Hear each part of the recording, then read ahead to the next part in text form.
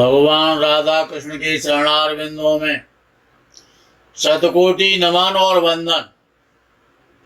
मित्रों को, जिज्ञासुओं को, धर्म प्रेमियों को, ज्योतिष विज्ञान प्रेमियों को हर हर महादेव, बम बम भोले नमः शिवाय। मित्रों, ये जो गज केसरी योग है, इसकी बड़ी प्रसिद्धि है और प्रायः चंद्र के माध्यम से गज केसरी योग बनता है। विद्वान ऐसा कहते हैं कि चंद्र से जब बृहस्पति 4, 7 और 10वें भाव में होता है, अर्थात केंद्र में होता है, किससे? चंद्र से, तो गज केसरी नाम का योग बन जाता है। और गज केसरी योग की इतनी प्रशंसा क्यों है? प्रशंसा इसलिए है कि जैसा उसका नाम है वैसा उसका काम है। गज हाथी के लिए कहा जाता है, केसरी शेर के लिए कहा जाता है। तो हाथी जैसी बहुलता, वृद्धि, बड़प्पन, जैसे हाथी सारे पशुओं में सबसे बड़ा होता है, और उसमें शेर जैसी शक्ति और स्फूर्ति आ जाती है। शेर की तरह उसमें स्फूर्ति और फुर्ती होती है, चुस्त और दुरुस्त होता है, चतुर और चालाक होता है, और हाथी जैसी शक्ति होती है। और हाथी जैसा दूर से नजर आता है कि ये कोई बड़ा आदमी है, अरबपति है, खरबपति है, कोई बड़ा नेता है, कोई बड़ा मंत्री है। गज केसरी योग का मतलब सीधा सा है। लेकिन गज केसरी योग चंद्र और बृहस्पति के साथ रहने से नहीं बनता। विद्वानों ने ये लिखा है, बहुत सारे हमारे मित्रों ने, ज्योतिष जिज्ञासुओं ने हमसे बहुत बार पूछा कि चंद्र और बृहस्पति हमारी कुंडली में एक साथ बैठे हुए हैं तो गज केसरी योग बन रहा है। लेकिन मित्रों, ऐसा नहीं है। जब चंद्र के नहीं लिखा गया है, चंद्र से, चंद्रात गुरु, अर्थात जब चंद्र से केंद्र में बृहस्पति होता है, बृहस्पति की दृष्टि चंद्र पर हो या ना हो, यदि बृहस्पति चंद्र से केंद्र में बैठा है तो निश्चित रूप से गज केसरी योग बन जाता है। अब गज केसरी योग ये एक प्रकार का है जो सबको पता है, जिसपे बड़ा बड़ा विश्लेषण सबने अच्छे विद्वानों ने किया है और करते आए हैं। लेकिन गज केसरी योग इसके अतिरिक्त 2 प्रकार से और बनता है। आप सोच रहे होंगे पचौरी गुरुजी तो बुढ़ापे में सठिया गए। ऐसा नहीं है। हो सकता है कि आपको ये भी महसूस हो गए पागल हो गए। आज तक गज केसरी योग चंद्र और बृहस्पति से बनता था, ये 2 प्रकार का और कहां से उठा करके लाए? मित्रों, उठा करके नहीं लाए। आपके लिए तुम सदा सदा बड़े सुंदर सुंदर डायमंड और मोती चुन करके लाते रहते हैं, आपको देते रहते हैं।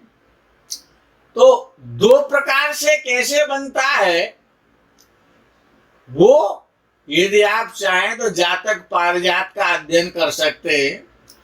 उसमें 7वें अध्याय का 116वां श्लोक आपको ये बता देगा कि 2 प्रकार से और कौन कौन सा गज केसरी योग और कैसे बनता है। प्रमाण के सहित हम हमेशा विवेचन और विश्लेषण किया करते हैं। काल्पनिक हमारे यहाँ कोई विश्लेषण नहीं होता है। और वो श्लोक भी हम आपको सुनाई देते हैं। गज केसरी संजात तेजस्वी धन धान्यवान मेधावी गुण संपन्नो राज प्राप्ति करो भवित। और जिस कारण से गज केसरी योग बनता है उसमें लिखा गया कि केंद्रस्थिते देव गुरु मृगांकात योगस्तदवा तदाहुर्गज केसरी थी दृष्टे शितैर्येन्दु सुतैः शशांके नीचास्तहीनैर्गज केसरी स्यात्। तो गज केसरी योग दो प्रकार से और बनता है, वो मैं आपको अब बताने जा रहा हूं। ये कुंडली बहुत बड़े किसी अरबपति व्यापारी की है जो आप देख रहे हैं।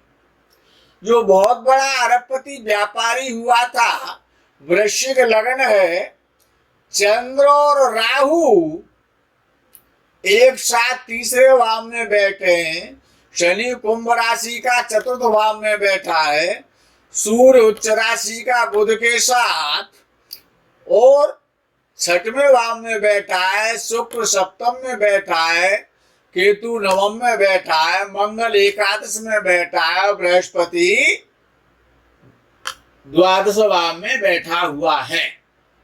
तो मित्रों, अब विषय ये है, ऐसा नहीं है कि ये ही केंद्र होते हैं। विद्वानों ने ये कहा है कि चंद्र से बृहस्पति यदि दसम भाव में है तो गज केसरी योग बन जाता है। अब विचारणीय विषय ये है कि चंद्र मकर राशि में है और बृहस्पति तुला राशि में द्वादश भाव में बैठा हुआ है। अब इसमें केवल गज केसरी योग देखना है तो चंद्र से तो 1 और 2 और 3 और 4 और 5 और 6 और 7 8 9 और 10 अर्थात चंद्र से 10वें भाव में बृहस्पति बैठ गया है। जिस योग को आज तक आप जानते आए, तो इसमें वो गज केसरी योग बन गया चंद्र से दसम में बृहस्पति के बैठने के कारण। बृहस्पति कहाँ बैठा है इससे मतलब नहीं है। चंद्र से चतुर्थ सप्तम या दसम भाव में बृहस्पति है तो निश्चित रूप से केंद्रीय प्रभाव होने के कारण गज केसरी योग बन जाता है। जैसे कि इस अरबपति व्यापारी की कुंडली में आप देख रहे हैं कि चंद्र से और बृहस्पति दसम भाव में बैठा है तो ये गज केसरी योग बन गया। इस गज केसरी योग को आप सभी लोग जानते हैं।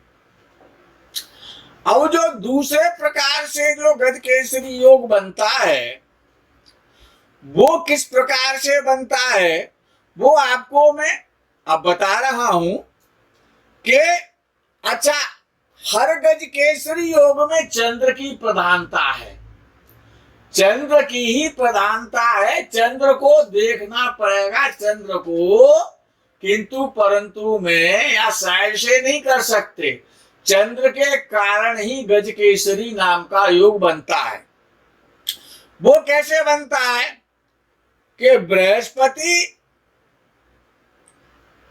अब इस कुंडली में गज केसरी योग जब हम ढूंढते हैं तो चंद्र से और बृहस्पति और नवम भाव में बैठा हुआ है, अर्थात शनि, ये तुला लग्न की कुंडली है नंबर 2 की।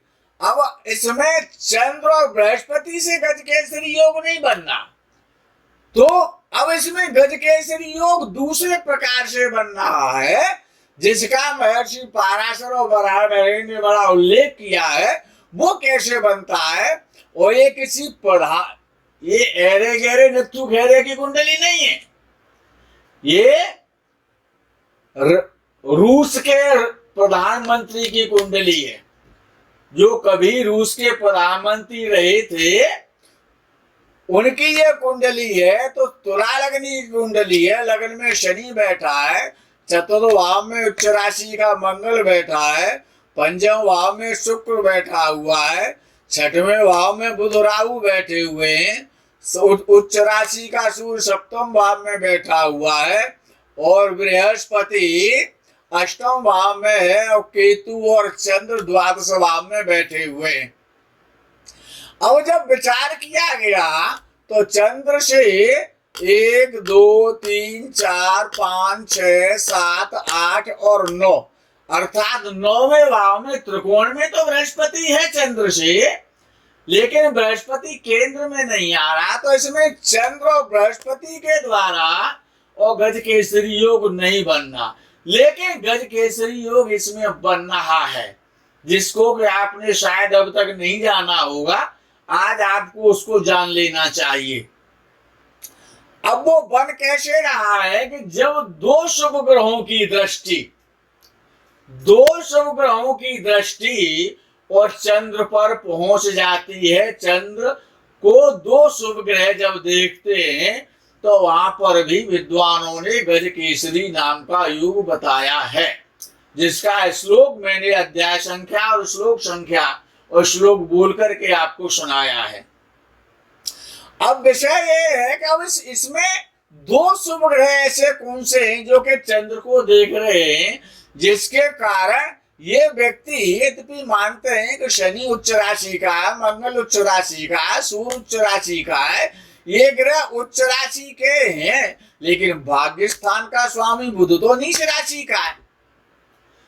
लेकिन ये व्यक्ति रूस का प्रधानमंत्री बना और अब देखना एक दो शुभ ग्रह कौन से हैं जिनकी दृष्टि के कारण इसमें गज केसरी नाम का योग बन रहा है। गज केसरी का सीधा से सिद्धांत है कि चंद्र पर शुभ ग्रहों की यदि दृष्टि है, जैसे कि इस कुंडली में बृहस्पति की दृष्टि चंद्र पर है, तो बृहस्पति अपने भाव से पंचम भाव को, पंचम में बैठे हुए ग्रहों को पूर्ण दृष्टि से देखता है।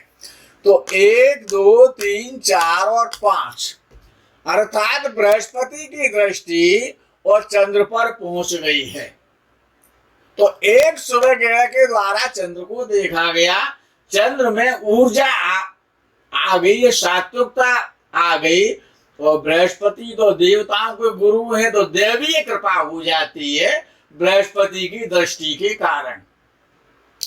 अब दूसरा शुभ ग्रह बुध है, बुध की दृष्टि और चंद्र पर है। सातवीं बुध की जो दृष्टि, जो पूर्ण दृष्टि बुध की होती है, वो सातवीं दृष्टि होती है, तो बुध की भी शुभ दृष्टि चंद्र पर है, क्यों बुध शुभ ग्रह है और बुध हमेशा शुभ ही फल देता है, और हमेशा फल देता है, न वो कम करता है न वो ज्यादा करता है। तो अर्थात दो शुभ ग्रह और चंद्र स्वयं कन्या राशि का स्वामी है, कन्या राशि में चंद्र बैठा हुआ है, तो बुध के घर में बैठा हुआ है, और बुध की दृष्टि चंद्र पर है और बृहस्पति की दृष्टि चंद्र पर होने के कारण इसमें भी गज केसरी नाम का योग बन गया। तीसरा जो नंबर, ये जो कुंभ लगन की कुंडली है, इसको आप देख सकते हैं। कुंभ लगन की कुंडली में हमको गज केसरी नाम का योग खोजना पड़ेगा, ढूंढना पड़ेगा। तो अब इसमें किस प्रकार से बना है, इसमें ये योग इसलिए बन रहा है कि चंद्र षष्ठ भाव, वो अष्टम भाव में बैठा हुआ है, षष्ठ भाव का स्वामी है, और अष्टम भाव में चंद्र बैठा हुआ है कन्या राशि का। अब क्योंकि बिना चंद्र के तो गज केसरी योग बन नहीं सकता, तो अब विषय आता है कि इस चंद्र को शुभ ग्रह देख रहे हैं या नहीं देख रहे, क्यों जब तक शुभ ग्रहों की दृष्टि चंद्र पर नहीं जाएगी तब तक ये तीसरे प्रकार से नहीं बनेगा। अब इसमें बुध की दृष्टि चंद्र पर नहीं है, बुध का चंद्र से कोई भी लेना देना नहीं रहा है, जैसे इस कुंडली में था।